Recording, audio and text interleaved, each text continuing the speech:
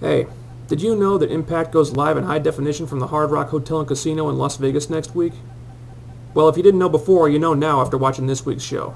I think TNA did a very good job of hyping up that show next week. It's nice to see that they learned their lesson after the first live Impact during WrestleMania weekend, because if you compare the effort they put into hyping this show to the way they did almost nothing to hype the first live Impact, that's quite a difference.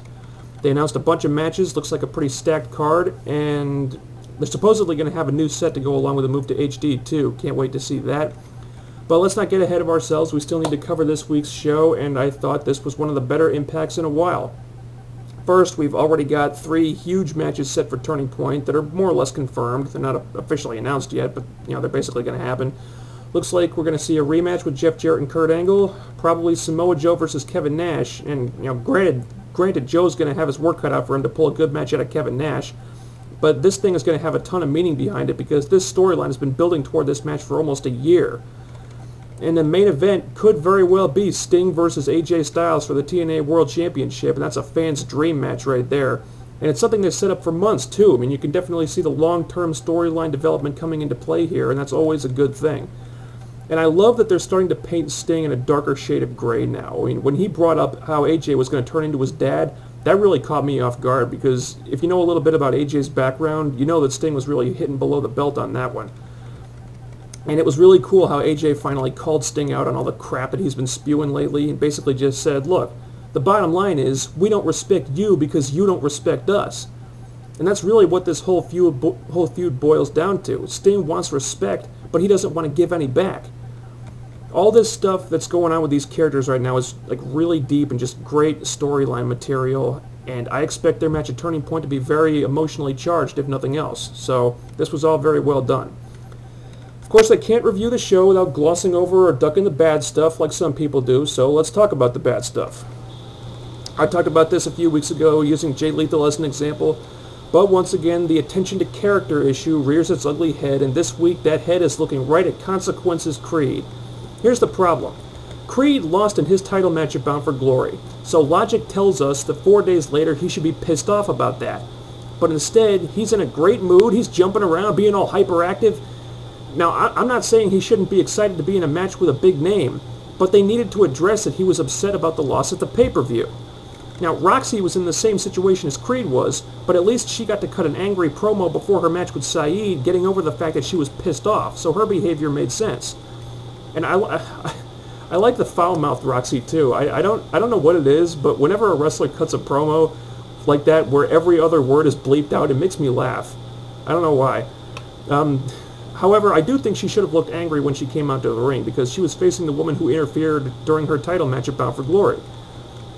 But one character they managed to get just perfect, I thought, was Matt Morgan. When he came out for his match, he didn't do his usual entrance.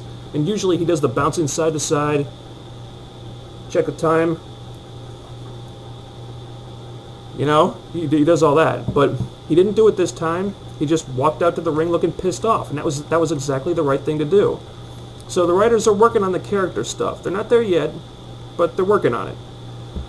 The only other thing about this show that I really did not like was Kevin Nash beating Consequences Creed so easily. I mean, yes, Nash should look strong going into his match with Joe, but Kevin Nash is at a point now where he should not be squashing anybody, much less up-and-coming young guys. And Booker T's approaching that point too, for that matter, but that's another topic for another video.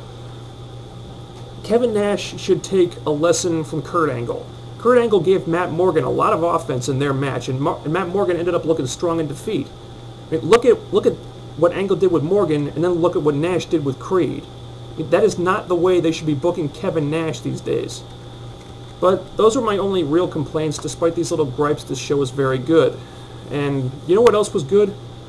The Motor City Machine Guns finally won a damn match for a change. And Jesus Christ, it's about time. And yeah, they got laid out by Kurt Angle afterward, but still, a win's a win. Plus, the beautiful people were not pimped out unnecessarily this week, and we only had to suffer through the horror of Kip James being on our TV screens for one short backstage segment. And that's not as good as Kip James not being on the show at all, but it's pretty close. Anyway, next week is a very big show, and TNA did a good job making it look like a big show. We're going to have 3 big title matches. Sheik Abdul-Bashir versus Jay Lethal for the X Division title. We're going to have Taylor Wilde versus Awesome Kong for the Knockouts title. A hardcore gauntlet for the tag team titles. I can't believe Abyss is getting back in the ring only a week and a half after being lit on fire. But he is. Good Lord. Also, Christy Hemme versus One of the Beautiful People. And, I mean, yeah, that match probably won't be the best. And I definitely missed the part where Christy Hemme suddenly turned babyface. But, I mean, hey, Christy, Velvet, and Angelina and High Def all in one segment. You can't say that won't be worth watching. Just be sure to have some dark glasses handy. Because if you see Kip James in high definition without some kind of ocular protection, you might turn to stone.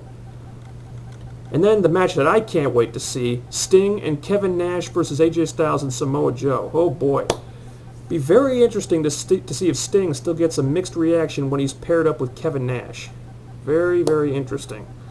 So, that's it. Very good Impact this week. Catch the replay. And next week, High Definition Impact live from Las Vegas. It's a can't-miss show, so stay tuned. I will talk to you then.